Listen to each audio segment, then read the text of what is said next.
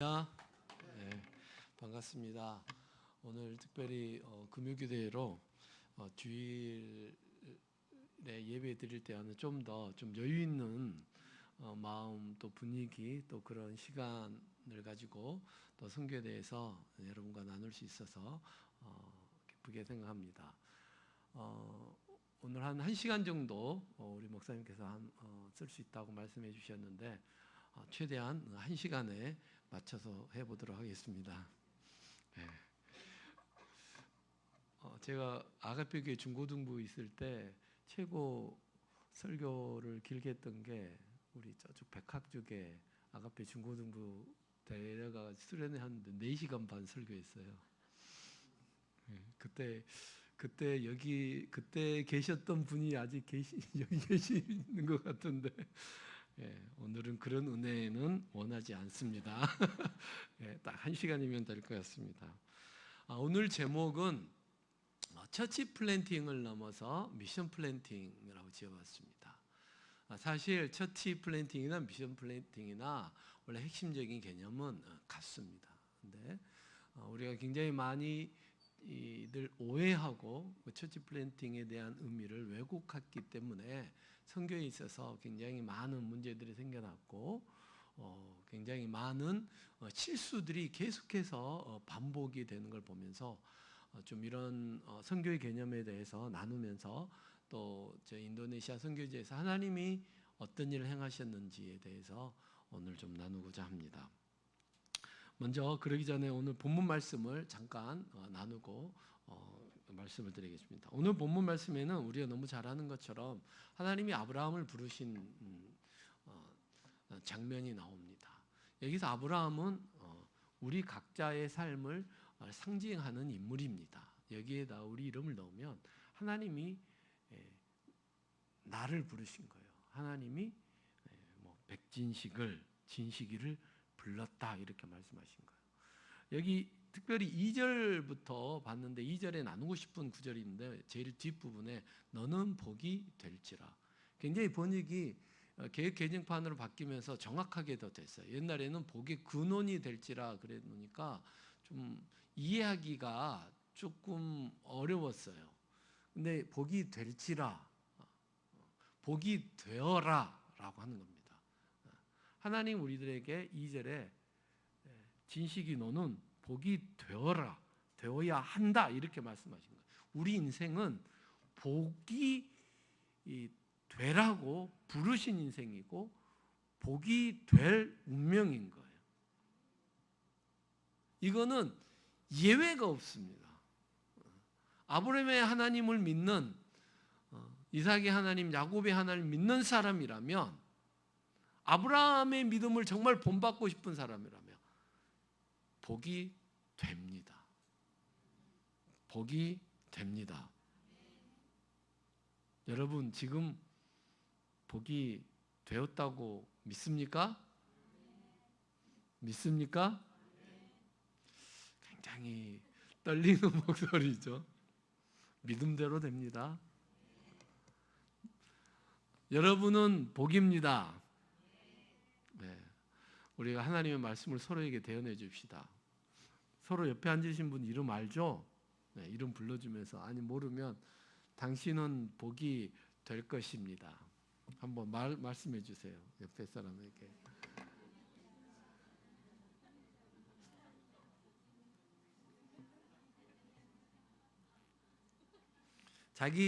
자기 이름을 넣어가지고 이름만 불러가지고 진식이는 복이 될지라. 여러분 이름 넣어가지고 시작. 진식이는 복이 될지라. 벌써 정답이 딱 나왔습니다. 미션 플랜팅의 핵심 개념은 복이 되는 겁니다. 처치 플랜팅의 맹점은 복이 되려고 하지 않고 복을 받으려고 하는 거예요. 복을 받으려고. 내가 구원받고 내가 잘 되려고. 사실 주일날 제가 말씀드렸던 것과 같은 맥락에 있는 말씀입니다. 사람들은 복을 받고 싶어 하잖아요. 근데 내가 되는데 땅의 모든 족속이 나의 복의 대상이 되는 거예요. 내가 이 사람들에게 복을 변하는 거죠. 그게 우리의 인생이고 부르심입니다. 완전히 다른 거죠. 내가 복을 받는 거. 내가 요즘은 친구를 사귀어도 직장 생활에서 요즘 학교에서도 그런다면서요. 네, 학교에서도 학생들이 나에게 이익이 되면 친구로 삼고 이익이 되지 않을 것 같으면 거리를 두고 참 안타까운 게 된 것 같아요. 왜? 다 나를 위한 게 되잖아요. 그게 아니고 내가 저 사람에게 어떻게 하면 복이 될까 생각하면 완전 달라집니다. 초창기에 한동대가 생겨나가지고 제가 일화를 하나 들었어요. 아직 한동대가 잘 몰랐을 때 졸업생도 몇 회 안 됐을 때였어요. 제가 수원의 보배론교에서 사역을 하다가 인도네시아를 갔잖아요. 네, 수원에는 삼성 분들이 많잖아요. 삼성에 취업 인터뷰할 때 인사 담당하신 분이 있어요. 그분이 이야기해 주신 거예요. 제가 들은 거예요. 오래됐죠. 한동대 2명이 인터뷰를 공교롭게 두 자리에 딱 앉았답니다. 그러니까 면접관이 짓궂게 이렇게 물어보는 거예요. 둘이 한동대 출신이니까 너는 얘를 어떻게 생각하냐? 너는 얘를 어떻게 생각하냐? 이렇게 물어본 거예요. 그러니까 한 친구가 만약 한 명만 뽑으신다면 이 친구를 뽑으시라고. 이 친구가 나보다 훨씬 더 뛰어나고 인품도 좋고 막 자랑을 하는 거예요. 그러니까 이 친구도 질세라 이 친구를 뽑아달라고. 거기에서 놀랬답니다. 한동대가 도대체 어떤 대학이길래 그 이야기 정말 오래전에 들었죠. 10수년 전에 들었으니까. 와, 대단하다. 지금도 한동대가 그런 분위기인가는 잘 모르겠어요. 하지만 이런 사람도 있구나. 성경적인 가치관을 가지고 살아가는 사람이 가장 멋진 인생, 정말 복이 되는 인생이라는 것을 보여주는 이야기였습니다. 나 때문에 열방 모든 민족이 복을 얻게 하시려는 것이 하나님의 계획입니다. 나의 부르심입니다. 우리 교회에서도 그렇게 한번 해보십시오. 구역에서도 그렇게 해보십시오. 나 때문에 어떻게 하면 저 사람이 복을 받을까? 유익을 얻을까? 쉽게 수련을 다 마치고 왔어요. 성경학교를 했어요. 이 성경학교 기간 동안에 교사 선생님들이 다 같이 수고했죠. 어떻게 하면 저 선생님이 나 때문에 조금 더 편하게 섬길 수 있을까? 하는 거죠. 관점이 좀 달라지는 거죠. 조금 더 굳은 일, 조금 더 번거로운 일, 조금 더 돈이 들어간 일, 조금 더 몸이 피곤한 일, 조금 더 신경 쓰는 일, 내가 먼저 하는 거죠. 뭐 내놓으라고 이렇게 할 필요는 없잖아요. 하지만 우리가 서로 그렇게 남을 복되게 하기 위해서 자그마한 일을 하다 보면 그 사람의 개인은 복이 되는 인생이 될 뿐만 아니라 그 공동체가 있는 곳은 그 주위에 복이 되는 공동체가 되는 거예요. 그 교회가 그렇게 되고요. 네 번째 말씀에 아브라함이 이런 하나님의 말씀, 여호와의 말씀을 따라갔다 그랬습니다. 근데 롯도 따라갔는데 롯은 아브라함을 따라갔어요. 아브라함은 말씀을 따라갔고 롯은 사람을 따라간 거예요. 그것도 아는 사람을 따라간 거예요. 줄을 잘 선 거예요. 그 인생의 결말은 우리가 너무 잘 알잖아요. 롯은 소돔과 고모라 지역에서 다 가족이 다 멸망하고 딸하고 근친상간이 일어나가지고 그 자손들은 성경에서 구약 성경에서 거룩한 하나님의 백성에 들어오지 못하는 대대적으로 하나님의 백성을 방해하는 그런 상징이 돼버렸어요. 실제로도 그렇고 어떻게 보면 저주받은 인생 저주받은 가문, 저주받은 자손이 돼버린 거예요. 왜? 사람을 따라갔더니. 우리는 어떻게 합니까? 줄을 잘 서야 돼 그러잖아요. 줄 잘 서는 것부터 배우잖아요. 줄 서는 거. 선교지에도 그럽니다. 선교지에도요. 사람 사는 것도 그래요. 이분한테 줄을 서야 되나? 저분한테 줄을 서야 되나? 특히나 한국 사람들은 그런 게 있잖아요. 내 사람 챙기잖아요. 그래서 내 사람이 안 되면 나가. 너 내 적이야. 이렇게 생각하죠. 정말 안타까운 일이에요. 그래서 정말 말씀을 따라간다는 거 한번 실천해 보시기 바랍니다. 그렇게 하려면 약간 오해도 받을 수 있어요. 아니, 받을 겁니다. 그리고 다른 사람한테 적이 될 수 있어요. 너 교만하네? 너 그렇게 잘났어? 왜 내 뒤에 안 섰는데?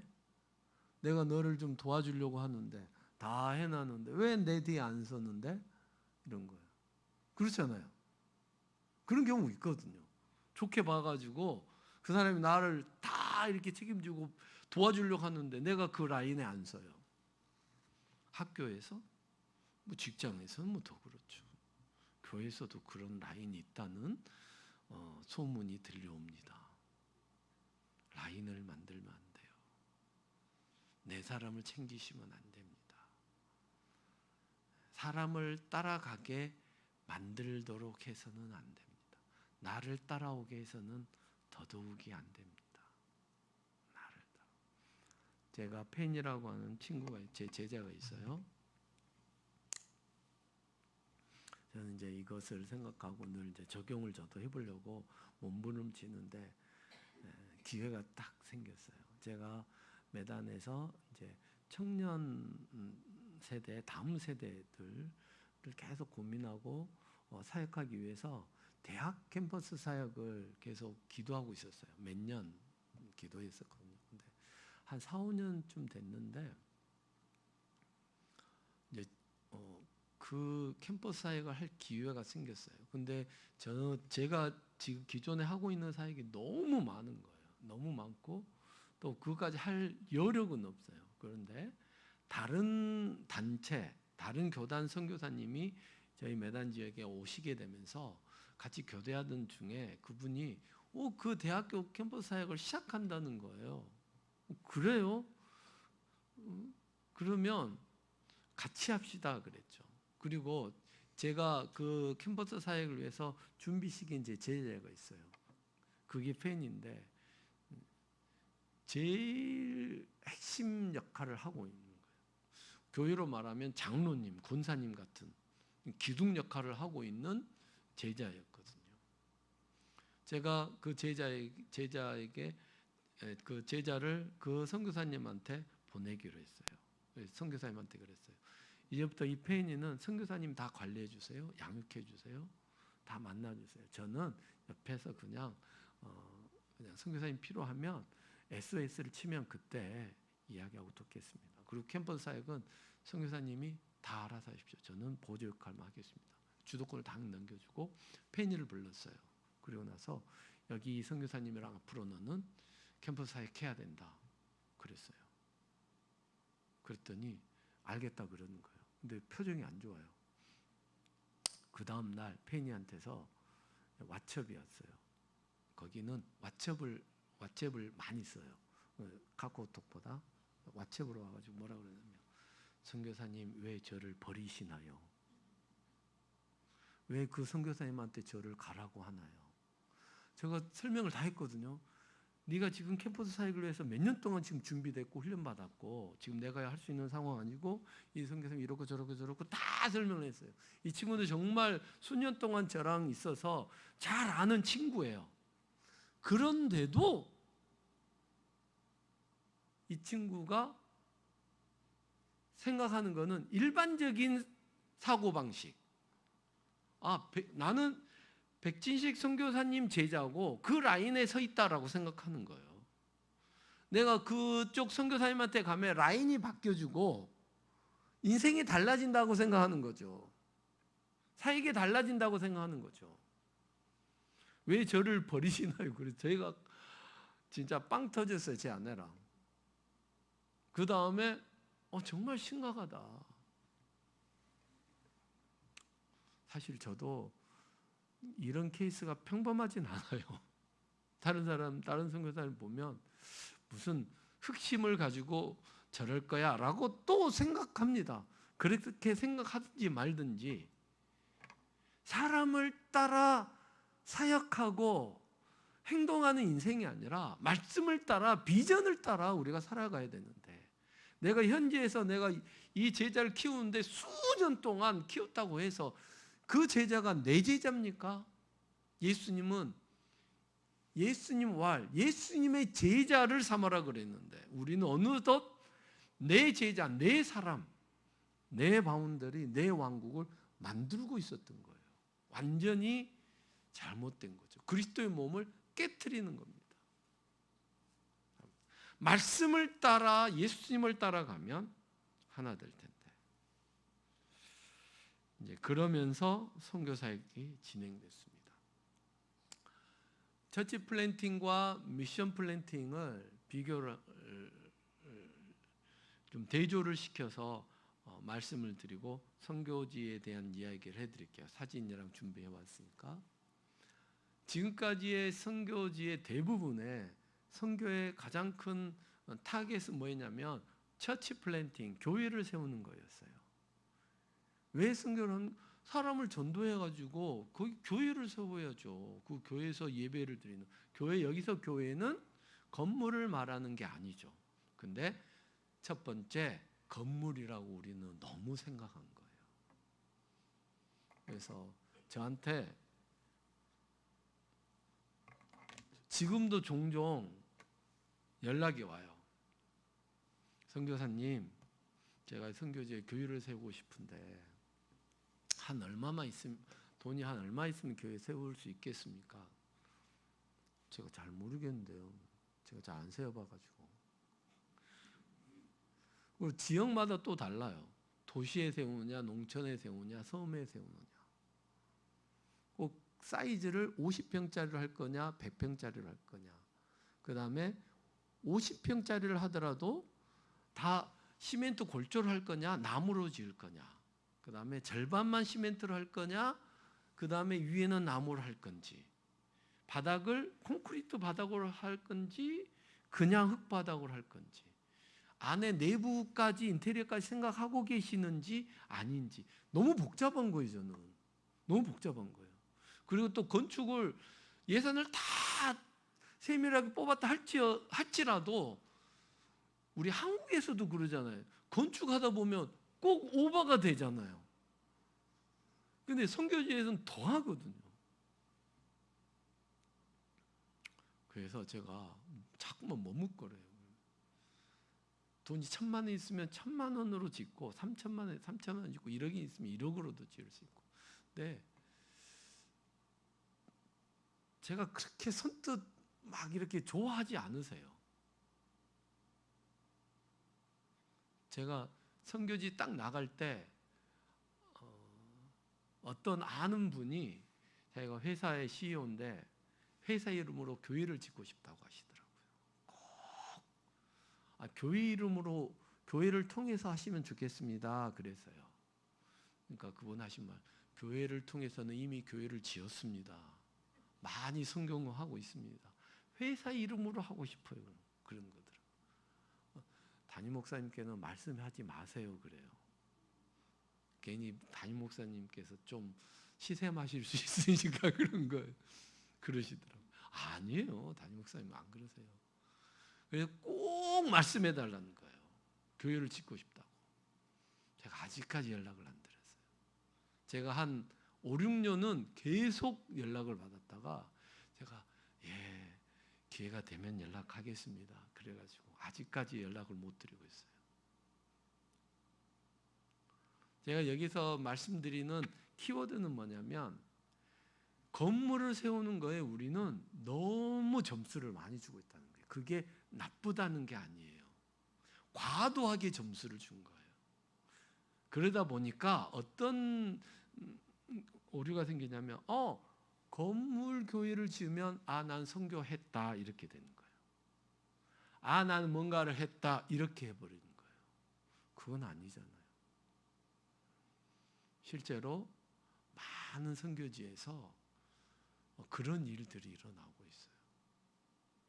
사람을 세워야 되는데 건물도 정말 필요해요. 저도 니아스 섬 신학교에 지금 신학교 예배당을 지금 짓고 있어요. 3년 넘은 것 같아요. 짓고 있어요. 필요해요. 그런데 그게 다가 아니라는 거죠. 두 번째, 공동체인 교회를 세우는데 또 너무 점수를 많이 주는 거예요. 근데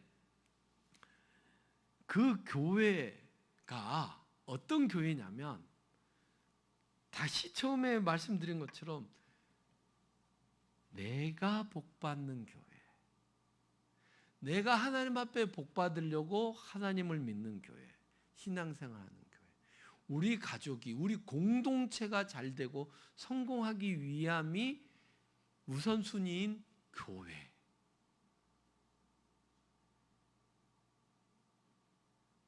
그러다 보니까 어떤 일이 일어났냐면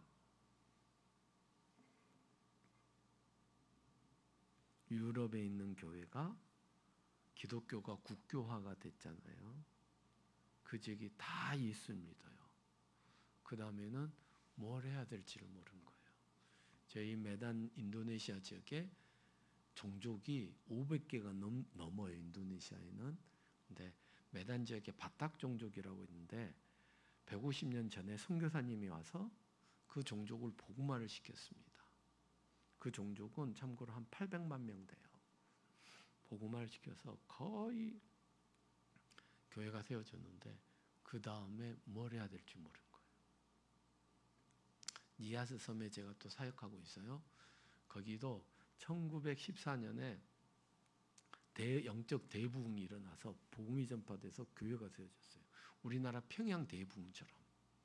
그래서 아침마다 가족들이 모여서 예배드리고 막 기도하고 저녁마다 모여서 기도하고 예배하고 찬양하고 엄청난 영적인 부흥이 일어났어요. 그 섬이 70만 명 정도 되는데 다 거의 100% 다 복음화됐어요. 그 다음이 문제인 거예요. 왜 예수님을 믿는지, 왜 예배를 드리는지 모르는 거예요. 처치 플랜팅은 너무 나한테만 관심을 둔 거였어요. 너무 우리끼리만 잘 살려고만 했던 거예요.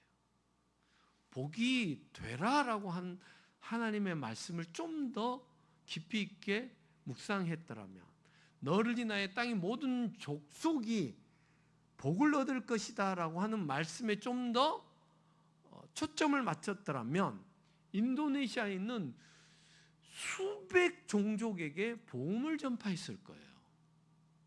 아까 바탁 종족과 니아스 종족을 빼면 수마트라에는 98% 이상이 무슬림이에요. 바탁 종족하고 니아스 종족을 하나님이 딱 예수 믿게 한 거예요. 근데 그 주위에 다 안 믿는 사람들이에요. 제가 지도가 여기에 이제 지도가 없는데 저기 PPT 한번 틀어주시겠어요? 니아스에 2004년에 쓰나미가 일어났어요. 네, 이 지도 보면 이 지도에